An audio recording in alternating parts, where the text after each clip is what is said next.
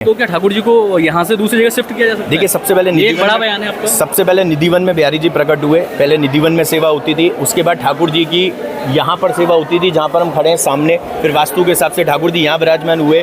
सप्त देवालों में 60 ठाकुर जी थे, 3 जो है राजस्थान भी गए। तो इसका मतलब ठाकुर जी जब आक्रामण हुआ तो जब औरंगजेब के टाइम पर था तो ठाकुर जी ने वैसे भी जगह चेंज करी है। तो अगर आज उस चीज़ की नीड है तो बिना किसी का मकान तोड़े, बिना किसी की दुकान तोड़े, बिना किसी को कष्ट दिए भी तो हम ठाकुर जी को वृंदावन में ही जो है किसी और अन्य भव्य मंदिर में कर सकते हैं, जहाँ 5 नहीं 10-20 एकड़ का आप जो है कॉरिडोर बना सकते हैं।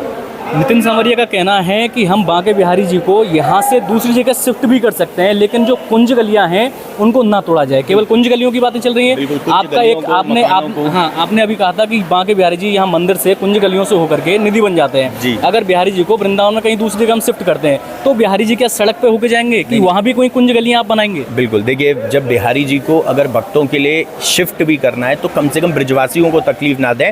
और ठाकुर जी महाराज जब निधिवन जाएंगे तो भैया वृंदावन में कहीं भी चले जाओ, वहाँ से होकर आना इस कुंज गलियों से ही पड़ेगा। निधिवन पहुँचने के लिए कुंज गलियों की जरूरत ही पड़ेगी, लेकिन अगर वही तोड़ देंगे तो फिर कुछ भी नहीं बचेगा। यहाँ से सीधा यमुना जी दी के तो क्या वृंदावन में जो 5 एकड़ में जो कॉरिडोर बन रहा है, क्या 5 एकड़ में ही कुंज गलियाँ हैं? इसके अलावा और भी निधिवन के लिए जो रास्ते हैं वहाँ पर कुंज गलियाँ? नहीं, बिल्कुल है, कुंज गलियाँ और भी हैं, लेकिन जो बांके बिहारी जी के समीप में जो है उनको क्यों तोड़ा जा रहा है? मतलब मेरा कहने का मतलब ये कि वृंदावन की जो प्राचीनता है पूरे वृंदावन की, उसको बनाए रखिए, उसको छेड़िए मत। अगर मंदिर को शिफ्ट भी हम करते हैं तो वहाँ पर भी तो वृंदावन में ही हम कहीं शिफ्ट कर रहे हैं ना, तो वहाँ पर भी तो दिक्कत नहीं आएगी। वहाँ पर आप बना दीजिए, क्योंकि वो खाली जगह सरकारी ज़मीन है, उसको दे दीजिए, परचेज करते हैं और उसके बाद उसमें मंदिर बना देंगे। तो ना तो यहाँ पर दिक्कत होगी ना वहाँ पर दिक्कत होगी, दर्शन भी सुलभ हो जाएंगे और कुंज गलियाँ और ब्रजवासियों का भी नुकसान ना होगा।